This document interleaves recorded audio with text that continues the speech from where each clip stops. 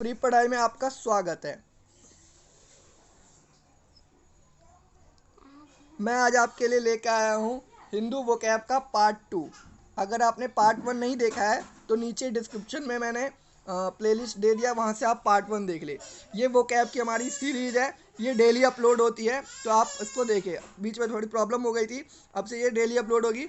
ये वोकैब आपको फ्री पढ़ाई उपलब्ध करा रहा है, तो आप इनको नोट डाउन करें और लास्ट में इन्हें ध्यान से लिखें, जिससे कि आने वाले एग्जाम में आपके लिए हेल्पफुल हो। तो आइए, पहले अगर आपने हमारे चैनल पर नए हैं तो हमारे चैनल को सब्सक्राइब कर ले, साथ में बेल आइकन दबा ले, जिससे आने वाली वीडियो की नोटिफिकेशन आपको सबसे पहले मिले। तो आइए पहले वोकैब पे चलते हैं। हमारा पहला वोकैब है अबाउंड। अबाउंड का मतलब होता है प्रचुर मात्रा में, यानी एक्सेस में, यानी कि जिसका मतलब होता है एग्जिस्ट इन लार्ज नंबर और अमाउंट, ज़्यादा अमाउंट में उपलब्ध होना। इसका सिनोनिम्स क्या होता है आपका फ्लरिशन, अबेंडेंट, और एंटोनिम्स क्या होता है लेस और स्मॉल।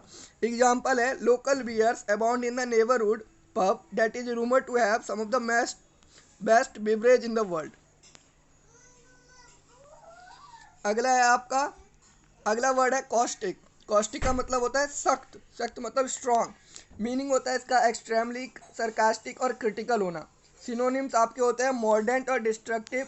एंटोनिम्स होते हैं सेफ। एग्जाम्पल के रूप में ले सकते हैं because my uncle was a mean man, he took pleasure in making caustic statement to the people. अगला है हमारा एल्ट्रुजम। ये वर्ड बहुत कम रिपीट होता है, एल्ट्रुजम। इसका मतलब होता है परोपकारिता। इसका मीनिंग है disinterested and selfless concern for the well being of others. दूसरों के वेल बीइंग्स के लिए सेल्फलेस कंसर्न होना। सिनोनिम्स क्या होता है सेल्फलेस, सेल्फ डिनायल। एंटोनिम्स क्या होता है सेल्फिश और मीन। एग्जाम्पल है इसका सम में choose to work with vulnerable elderly people out of altruism. कुछ लोग काम करना पसंद करते हैं ऑल्ट्रिज्म के अलावा। हमारा अगला वर्ड है इंसेंशनली। इंसेंशनली मतलब बार बार, निरंतर, यानी मीनिंग इसका लिया जाए विदाउट इंटरप्शन, बिना इंटरप्शन के। इसका सिनोनिम्स है कॉन्स्टेंटली, कॉन्टिन्यूअली, और एंटोनिम्स है स्टॉपेज और सीज। एग्जाम्पल के रूप में ले सकते हैं रीना टॉक्ड अबाउट रोमी इंसेंशनली। निरंतर उसके बारे में, रीना जो है रोमी के बारे में बात करती रहती है। हमारा अगला वर्ड है मैनिफेस्टेशन। मैनिफेस्टेशन का मतलब होता है अभिव्यक्ति। अभिव्यक्ति मीनिंग इसका देख लेते हैं द एक्शन और फैक्ट ऑफ शोइंग समथिंग, कुछ चीज शो करना इसका मीनिंग होता है। सिनोनिम है डेमोन्स्ट्रेशन और रिवील। एंटोनिम से हाइड और कंसील। एग्जाम्पल के रूप में to colonist idiocy Idiocy was a pitiable and vulnerable condition, one more manifestation of God's diverse creation. हमारा अगला वर्ड है डिस्पोजिशन। डिस्पोजिशन का मतलब होता है मनोवृत्ति। इसका मतलब होता है a person inherent quality of mind and character, एक व्यक्ति की मानवीय अवस्था। सिनोनिम्स है नेचर और टेम्परेमेंट। एंटोनिम्स है डिसइंक्लिनेशन। एग्जाम्पल है विद हर इनक्विस्टिक डिस्पोजिशन सरा is an ideal candidate for the detective position. के लिए सरा एक आइडियल कैंडिडेट थी। हमारा अगला वर्ड है क्लोइंग। क्लोइंग का मतलब होता है खुशामदी। इसका मीनिंग होता है डिस्गस्ट और sicken someone with an excess of sweetness, richness and sentiment, किसी को मनाना किसी चीज़। सिनोनिम्स ले लिया जाए तो ओवर द टॉप या हनी, मक्खन लगाना। एंटोनिम्स होता है माइल्ड और good. Example, Jill is no longer impressed by following lines of devotion after having her heart broke countless times. इतनी बार टूटने के बाद नहीं हो सकता नॉर्मल वो। हमारा अगला वर्ड है डैमनिंग। डैमनिंग का मतलब होता है घातक। इसका मीनिंग है अ सर्कमटेंस और piece of evidence strongly suggesting guilt और एरर। सिनोनिम्स में incriminating, derogatory, catastrophic, destructive. Antonym में ऑस्पिशियस, इनकरेजिंग, ऑप्टिमिस्टिक।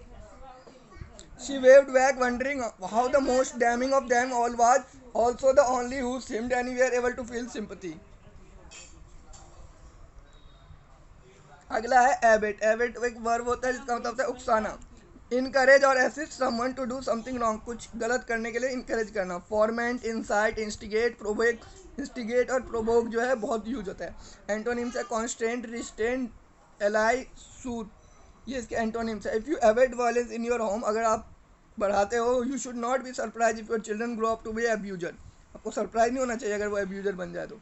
अगला है फिटफुल। फिटफुल एक एडजेक्टिव होता है जिसका मतलब होता है अस्थिर, मीनिंग एक्टिव और अक्रिंग, स्पैमोडिकली और इंटरमिटेंटली, नॉट रेगुलर और स्टडी।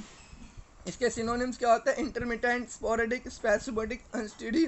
एंटोनिम्स होते हैं कांस्टेंट, कंटिन्यूअस, स्टेडी, अनवेवरिंग।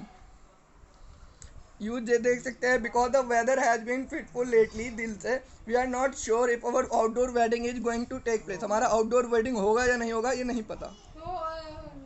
अगर आप हमारे चैनल पर नए हैं तो हमारे चैनल सब्सक्राइब कर ले, सभी लिंक आपको डिस्क्रिप्शन में नीचे मिल जाएगी, आप हमें फॉलो अप कर सकते हैं। अगर आपको वीडियो अच्छी लगी तो इसे दोस्तों के साथ शेयर जरूर करें।